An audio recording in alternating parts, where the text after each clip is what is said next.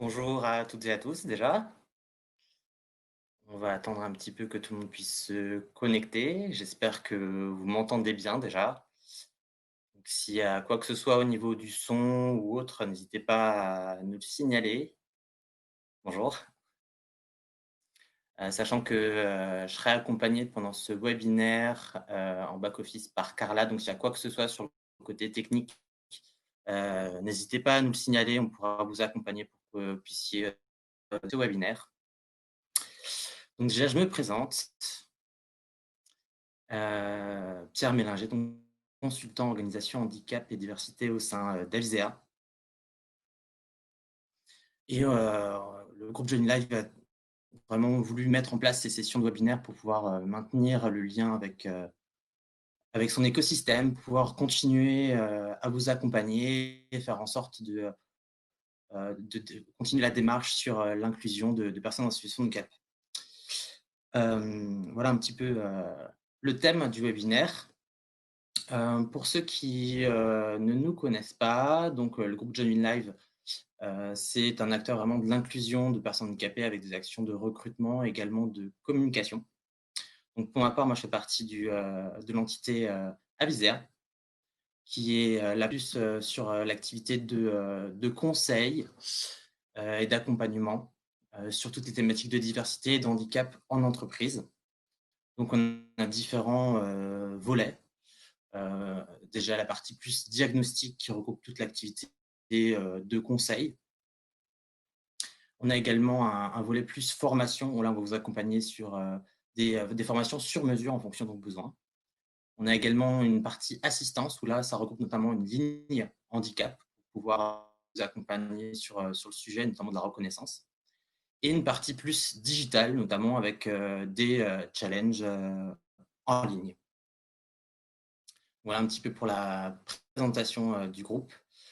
Au niveau du webinaire, comment ça va s'organiser? Je vais aller sur 3 grandes thématiques.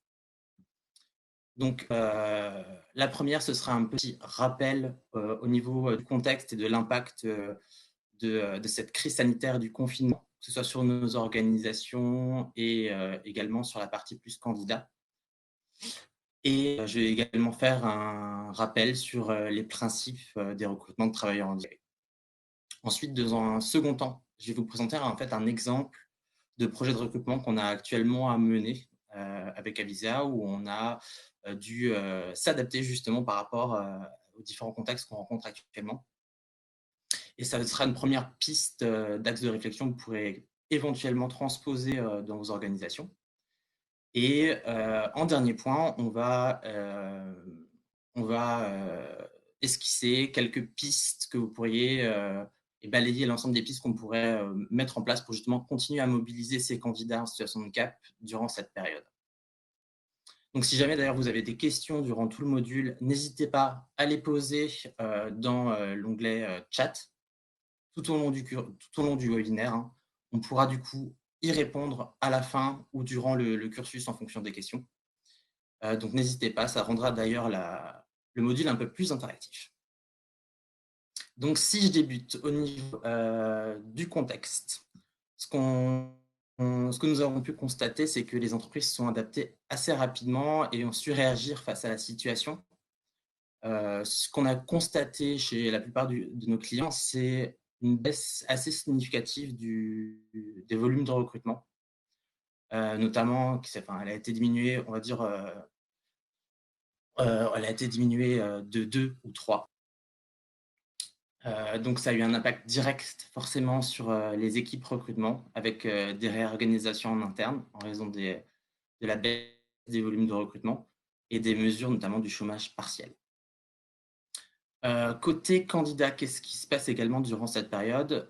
Il y a 2 éléments. Le premier, c'est notamment si vous êtes amené à recruter des jeunes diplômés, c'est d'être vigilant sur cet aspect-là, puisque bien évidemment, la période de confinement a des impacts sur tout ce qui est soutenance et examen. Donc, petit point de vigilance si jamais vous êtes amené à recruter à ce niveau-là.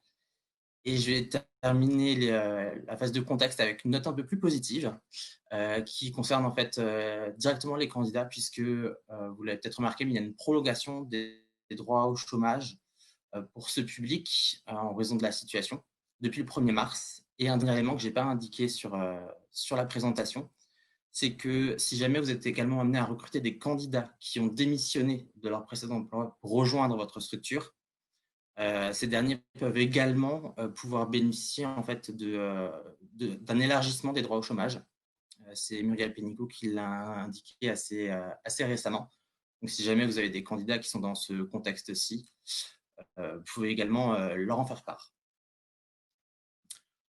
Si on passe au rappel sur le recrutement de travailleurs handicapés, petite définition qui est assez intéressante, c'est que voilà, l'inclusion de travailleurs handicapés, c'est une combinaison finalement entre les valeurs d'une entreprise et des besoins en recrutement.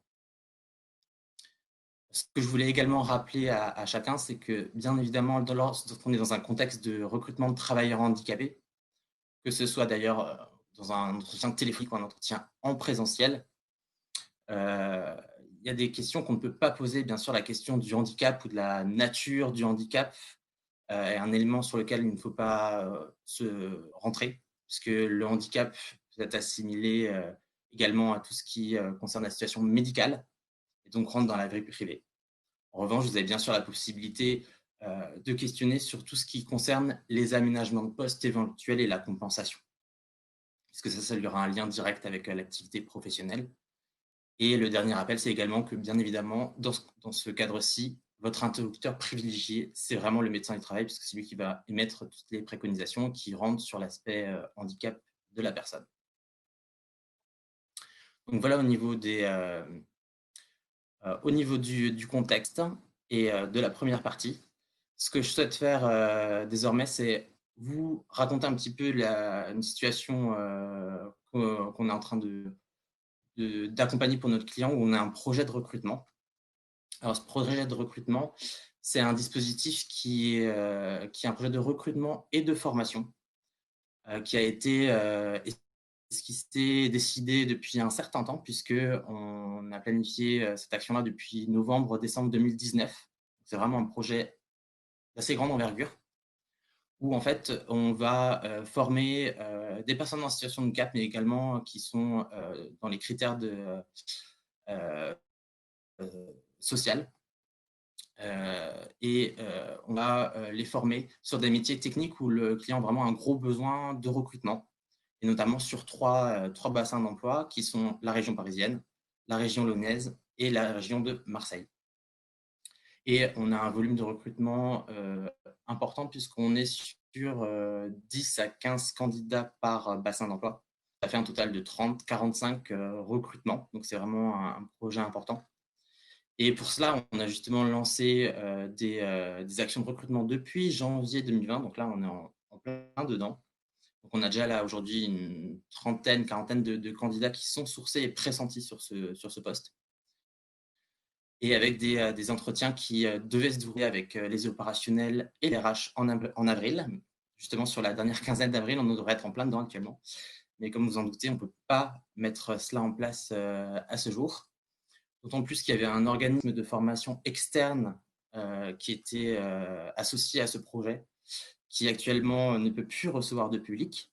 Donc, il y a aussi le quid de l'ouverture de la formation qui rentre en ligne de compte. Et on aurait dû prévoir une intégration en CDI après cette période de formation à partir de la rentrée, donc sur septembre ou octobre 2020. Voilà un petit peu le contexte de ce projet. Donc actuellement, donc, comme je l'ai dit, on a une trentaine, quarantaine de candidats qui est entre guillemets en stand-by par rapport à ce projet de recrutement. Et nous, notre objectif, c'est de pouvoir, et l'objectif de notre client, c'est de maintenir ce projet malgré le contexte qui est un peu délicat, et bien que le client aussi, lui, doit faire face à une baisse de son volume de recrutement et également des mesures de chômage partiel. C'est comment concilier tout ça, pérenniser le projet et le mettre en œuvre.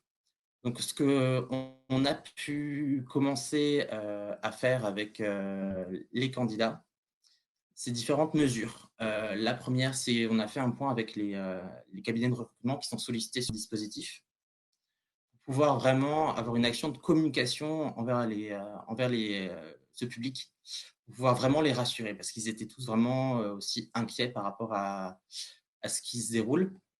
Et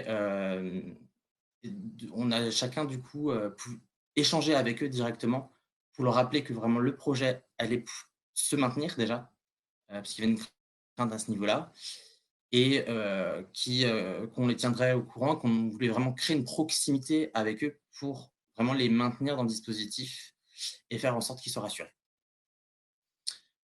Sur le deuxième volet sur lequel on a pu agir avec ces candidats pour essayer de les mobiliser, on a été en lien finalement avec, l'organisme de formation pour, trouver une solution et essayer de leur donner un moyen d'avancer déjà durant cette période où finalement on est tous confinés chez soi et du coup on leur a communiqué en fait un petit guide, qui permet de les préparer finalement, au démarrage de la formation, donc les remettre dans le bain sur les bases du métier et également, de pouvoir les tenir en haleine finalement et de leur donner un support, qu'ils puissent déjà commencer à travailler, qu'ils se sentent impliqués dans le projet. Et le troisième élément qu'on a déjà pu mettre en place sur le même format en fait que le webinaire d'aujourd'hui, c'est, du coaching auprès des candidats. Donc on les a accompagnés aussi bien sur leur CV pour pouvoir le rendre plus attractif et également sur la partie entretien avec des simulations pour faire en sorte qu'ils soient plus à l'aise lorsqu'ils vont pouvoir rencontrer, les RH et les opérationnels, au niveau des entretiens de recrutement. Donc ça, c'est ce qu'on a déjà pu mettre en place aujourd'hui. Après, on devra sûrement réfléchir encore à d'autres dispositifs. Ça, c'est les premiers éléments qu'on a actionnés dès à présent.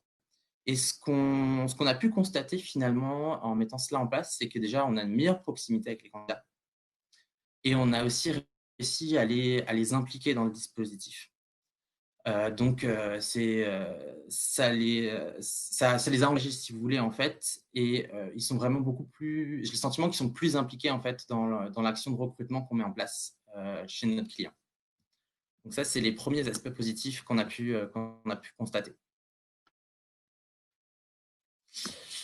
Euh, Ensuite, donc, si je passe sur les autres pistes qu'on va pouvoir balayer, au niveau des actions que vous pourriez mettre en place, sachant que là, ces supports-là, enfin, ces idées-là, vous pouvez totalement les décliner aussi sur vos structures.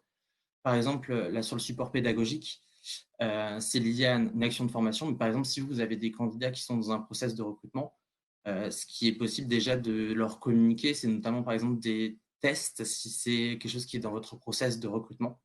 Donc, ne pas hésiter, si vous avez des tests de personnalité, déjà à pouvoir les transmettre ou des tests techniques afin qu'on puissiez vraiment continuer ce process-ci de recrutement et ne pas perdre les candidats que vous aviez dans le pipe durant cette période de confinement. Alors, si on passe désormais au troisième item qui concerne les actions que vous pourriez mener et continuer votre process de recrutement malgré la période. Le premier que je souhaite soulever, c'est l'alternance. Parce qu'il y a beaucoup d'entreprises, je pense, qui le mettent déjà en place, bien évidemment. Pour ceux que ce n'est pas le cas, c'est vraiment une piste, je pense, qui est à creuser, puisqu'en plus, c'est vraiment un sujet d'actualité, puisqu'on est en plein dans les campagnes d'alternance. Donc, ne pas hésiter à vraiment creuser cette piste, puisqu'elle permettra notamment de pouvoir éventuellement compenser la baisse des recrutements que vous avez pu subir éventuellement. Et c'est aussi profiter finalement de cette période pour pouvoir justement renforcer ou alors tisser des liens avec tout ce qui est relations école, donc vos écoles cibles, bien évidemment, mais peut-être aussi prendre le temps de rechercher et créer des partenariats avec tout ce qui est CRP, donc les centres de réadaptation professionnelle, qui peuvent avoir des formations assez intéressantes et assez professionnalisantes. Donc, si jamais il y a des supports à ce niveau-là, enfin des formations qui existent, qui sont en lien avec vos métiers, ne pas hésiter à prendre contact avec ces établissements. Le petit point de vigilance, le bémol sur les dispositifs d'alternance, c'est que forcément ce ne sera pas immédiat puisque les démarrages, la plupart du moins des contrats en alternance vont débuter sur le mois de septembre. Ensuite, le deuxième aspect que vous pourriez éventuellement creuser, c'est du coup la constitution ou le renforcement d'un vivier de candidats. notamment si soit c'est vous qui mettez en place le sourcing, qui êtes en charge du recrutement, tant mieux. Dans ce cas-là, profitez de ce temps-là pour pouvoir le constituer. Ou si vos équipes en charge du recrutement sont moins staffées en raison de la baisse du recrutement, pourquoi pas les mobiliser sur le renforcement ou la constitution d'un visier. Là, n'hésitez pas non plus à tester de nouvelles plateformes. Si vous n'êtes pas familier avec le sourcing, vous pouvez bien sûr tester celle de l'Agifip qui est très bien fournie. Voilà, vous demandez où aller chercher des candidats RQTH. Il y a la CVTech de la GFIP qui est par exemple très bien, où vous avez une bonne base de candidatures avec des critères de recherche qui sont assez intéressants. Pourquoi pas aussi aller creuser au niveau de la CVTech du Pôle emploi. Là, la seule petite contrainte, c'est que vous allez avoir également des candidatures qui ne sont pas RQTH, mais il suffira de rajouter dans les filtres, dans les critères de recherche, tout ce qui concerne RQTH. Et bien sûr, auprès, effectivement, comme vous l'avez dit, des Cap emploi, qui sont le pendant des Pôle emploi pour les travailleurs handicapés. Petit point de vigilance également sur la constitution d'un visier, et il faut bien veiller à respecter tout ce qui est règles RGPD pour être dans les clous à ce niveau-là. Ensuite, sur les autres aspects, bien sûr, dans ce contexte-là, on va chercher de nouveaux modes de fonctionnement et le digital peut être effectivement un très bon moyen de pouvoir continuer ces démarches de recrutement et ne pas les stopper. Donc là, je ne vais pas citer toutes les plateformes non plus, mais il y a plein de dispositifs qui sont généralement mis en place par des prestataires externes. Donc, pas hésiter à étudier cette possibilité-là si jamais vous n'avez pas encore recours ou à renforcer finalement ces actions-là. Parce que je pense que même après le confinement, c'est un dispositif qui pourrait perdurer et s'avérer intéressant pour la recherche de candidats en situation de handicap. Il y a différentes plateformes d'ailleurs, et soit ce sont des offres que vous publiez, vous rencontrez sur des salons virtuels les candidats en situation de handicap, soit il y a une présélection qui est réalisée par le cabinet, vous rencontrez les candidats qui sont présélectionnés par vos soins. On pose une question que je vois, Job in Live avait une base vidéo, non? Alors, une base vidéo, je ne sais pas ce que vous entendez par là, mais effectivement, nous, on organise Job in Live des actions de recrutement qui s'appellent les Mardis du handicap. Et on a également dû s'adapter à ce niveau-là. Et on a créé une version également digitale des Mardis du handicap qui s'appelle My Job Dating. Et vous pouvez également accompagner. Alors, je vois que voilà, il y a l'adresse qui figure. Donc, c'est sur le même principe que les Mardis du handicap. Vous rencontrez des candidats, on présélectionne des candidatures pour vous en fonction de vos besoins et des fiches de poste. Et vous les rencontrez également sur un espace digital. Et donc, l'avantage, c'est de pouvoir justement sécuriser la démarche d'entretien et justement garantir la fameuse distanciation sociale. Le dernier point que je voulais aborder avec vous, c'est peut-être de prendre le temps, justement, sur cette période de confinement, pouvoir innover. Alors, qu'est-ce que j'entends par là? C'est d'aller sur des projets peut-être de fond sur lesquels vous n'avez pas forcément le temps de travailler au quotidien. Et c'est par exemple, sur le même principe que l'exemple que je vous ai donné tout à l'heure et que j'ai détaillé, c'est de pouvoir peut-être rechercher qu'est-ce qui serait possible de faire sur l'emploi des travailleurs handicapés, puisque vous n'êtes pas sans savoir que l'une des difficultés qu'on a, c'est parfois le gap entre le niveau de qualification des candidats et nos critères de recrutement qui sont sur du bac+3, bac+5. Parce que je tiens à rappeler quand même qu'il y a, d'après une source de la GFIP, qu'il y a environ 40% des candidats qui ont un niveau inférieur ou égal au baccalauréat. Donc, ça ne correspond pas forcément toujours aux besoins des entreprises, malheureusement. Donc, ce qui peut être intéressant de regarder, c'est justement comment pouvoir créer des dispositifs de formation sur un métier en tension où vous avez un volume de recrutement intéressant. Pouvoir rechercher en fait des actions de formation qui peuvent permettre de monter en compétence les travailleurs handicapés et derrière de pouvoir bien sûr les recruter. Alors ça peut prendre différentes formes, ça peut passer par des dispositifs via de l'alternance. Ça peut être également des dispositifs via de la POE.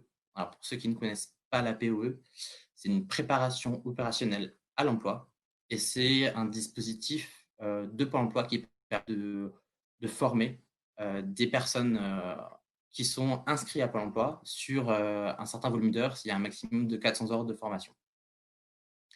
Donc ça peut être vraiment intéressant de pouvoir explorer cette piste-là puisque l'intérêt, c'est de pouvoir vraiment former des candidats en situation de cap à vos métiers avec soit un organisme de formation externe que vous identifiez et que sélectionnez, ou alors si vous disposez d'une université d'entreprise, pourquoi pas prendre contact avec eux pour voir ce qu'ils peuvent vous proposer à ce niveau-là. Et derrière, avoir ce volume de recrutement que vous pourrez actionner à moyen terme, j'ai envie de dire, de pouvoir là aussi compenser la baisse éventuelle de recrutement, et notamment sur le public en situation de handicap. Ce qui est également intéressant, c'est que vous allez pouvoir éventuellement récupérer des candidatures qui soit vous n'avez pas sélectionnées parce qu'il y avait un manque d'expérience ou il y avait un niveau de qualification qui n'était pas suffisant. Donc, vous allez pouvoir mobiliser ces candidatures-là et pouvoir les intégrer éventuellement dans ce dispositif de formation qui sera de l'inclusion derrière. Donc ça, c'est vraiment des dispositifs qui peuvent être intéressants et sur lesquels vous pouvez réfléchir durant la période de confinement et de pouvoir continuer vraiment à mobiliser vos candidatures et vos candidats malgré la situation.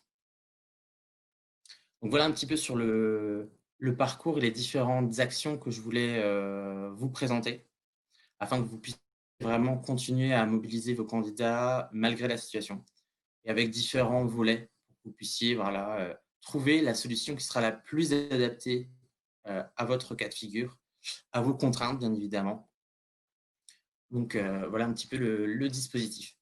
Donc, maintenant, si vous avez bien sûr des questions, n'hésitez pas, moi je suis là pour pouvoir échanger. Le but également, c'est d'avoir une interaction avec vous et d'échanger un petit peu sur vos situations que vous rencontrez en interne et de voir comment on peut vous accompagner et répondre au mieux à vos questions.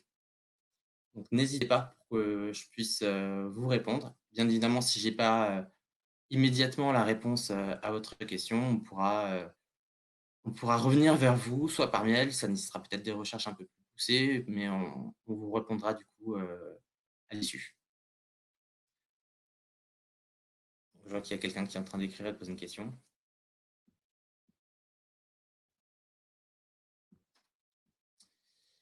Alors, il y en a déjà plusieurs. Est-ce qu'il y a une prolongation des stages de fin d'études d'ingénieur? Alors, hop, je vais la publier, comme ça tout le monde peut la voir. Est-ce qu'il y a une prolongation des stages de fin d'études d'ingénieur au-delà des 6 mois initiaux? C'est une question effectivement auquel je n'ai pas la réponse immédiatement, Laurine. En revanche, moi, je peux me renseigner et revenir vers vous si ça vous intéresse pour qu'on puisse vous apporter une réponse claire à ce niveau-là. Il y avait une autre question également. Ce projet de formation et de recrutement est-il nouveau ou existait-il déjà? Alors, ce n'est pas forcément quelque chose qui est nouveau, le projet de recrutement que je vous ai exposé, puisque c'est des dispositifs de droit commun, puisque là, on actionne un dispositif de POE qui va durer 200 à 300 heures et avec un organisme de formation externe. Et derrière, on envisagera du coup les recrutements. Mais il y a plein d'autres dispositifs. Celui-ci n'est pas nouveau et les clients, en l'occurrence, a déjà pu l'expérimenter l'année dernière, mais pas sous la forme d'une POE, mais il a expérimenté sous la forme d'une PMSMP, qui est, si vous voulez, une période courte d'intégration en entreprise qui permet également de déboucher sur de l'emploi derrière. Il y avait également d'autres questions. Support pédagogique disponible car réplicable. Qu'est-ce que vous entendez par là, Xavier? J'aurais peut-être besoin de plus de précision par rapport à votre question. Je ne sais pas si vous avez la possibilité de préciser ce que vous entendez par support pédagogique disponible.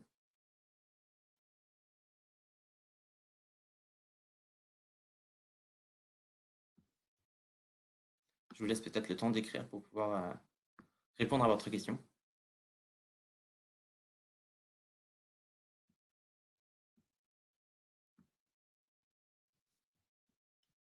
Je passe peut-être en attendant une autre question si vous en avez. Cette question-là, on a répondu avant, où aller chercher des candidats RQTH.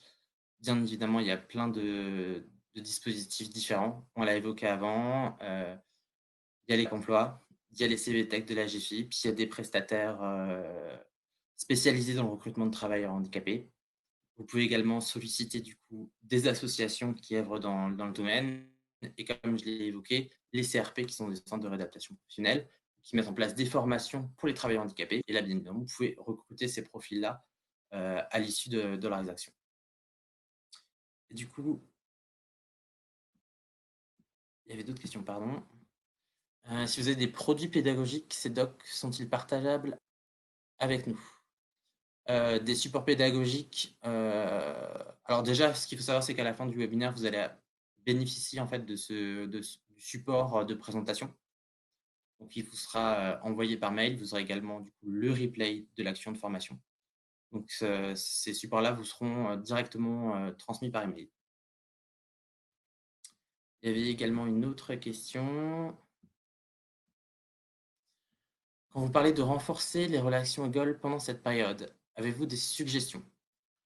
Alors déjà, renforcer les relations écoles.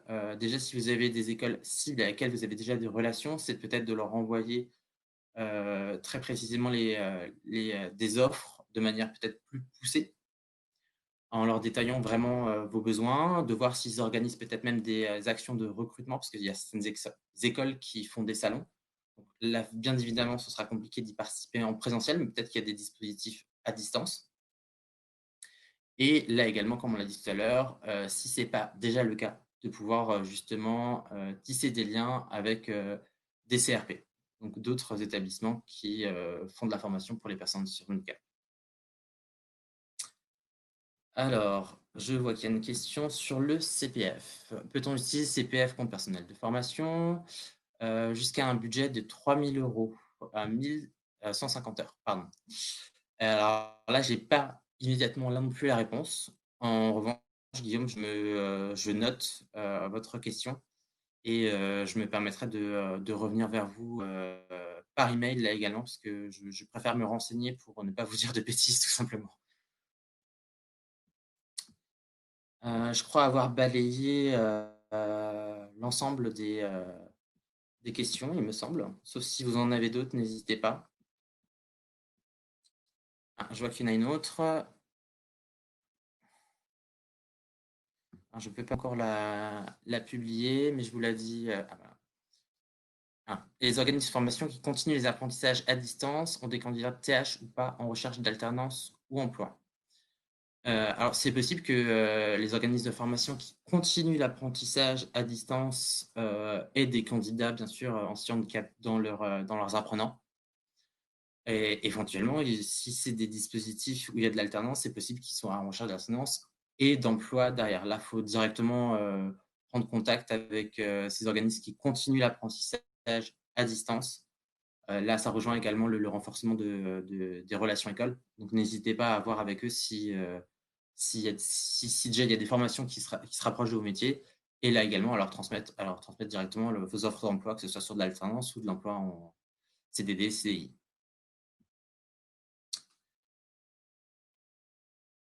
Il y a une autre question. Tant qu'on l'affiche à l'écran, je vous la donne déjà à l'oral.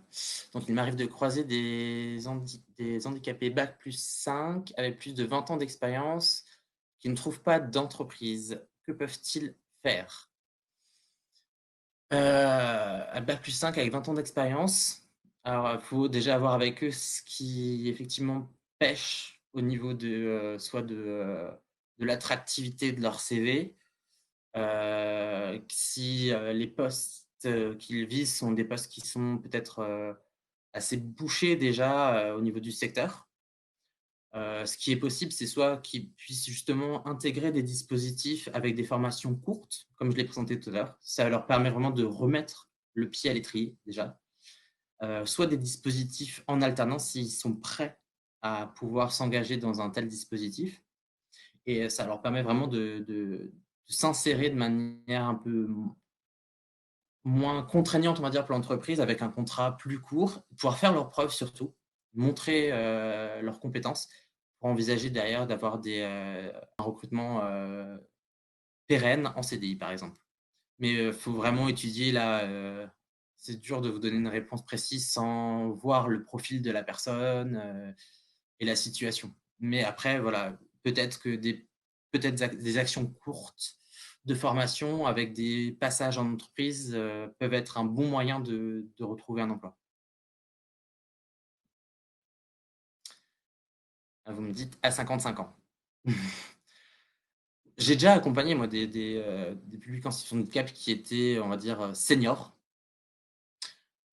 qui étaient dans des dispositifs de formation sur de l'alternance, voire même enfin, sur des dispositifs courts de formation, soit sur de l'alternance. Mais là, il faut vraiment que la personne soit enclin à vouloir, s'engager dans de tels dispositifs. Ça appartient à la personne.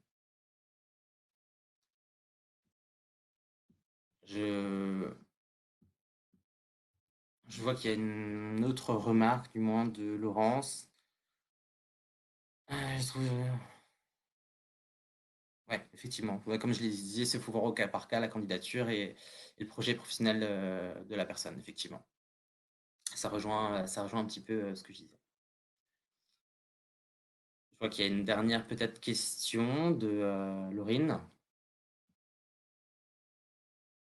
Je vous laisse le temps de l'écrire.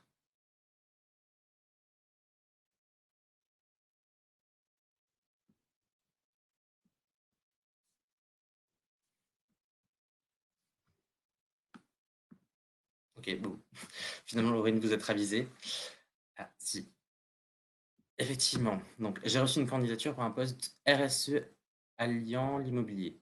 Accès au lieu de travail, c'est une bonne idée. Quelle formation lui conseiller et ce type de poste existe-t-il? Donc j'ai reçu une candidature pour un poste de RSE à Lyon Immobilier. Accès au lieu, alors là, il faut voir les formations qui sont en lien, dans ce domaine-ci. Faut vraiment éplucher au niveau des formations existantes. Si vous voulez vous orienter notamment peut-être sur un CRP, il y a le site de la FAGER qui recense notamment tous les CRP. Ça peut être, intéressant, de pouvoir regarder à ce niveau-là, éventuellement. Après, il faut vraiment regarder au niveau des organismes de formation de manière plus classique. Donc je ne sais pas si vous avez peut-être, d'autres, questions? Heu, donc sinon moi je propose d'arrêter là. Je vous remercie pour votre participation. Sachez qu'il y a d'autres, webinaires qui sont, prévus par le groupe Job in Life. Donc pas hésiter à regarder le listing. Effectivement, si vous avez toute question ou autre question, suite à cette action-là ou, que vous aurez reçu le support, n'hésitez pas à me contacter par mail directement, pour qu'on puisse, échanger ou continuer la discussion sur, le recrutement durant cette période, de confinement. Voilà, merci à vous tous et prenez soin de vous d'ici là et à très vite, je l'espère.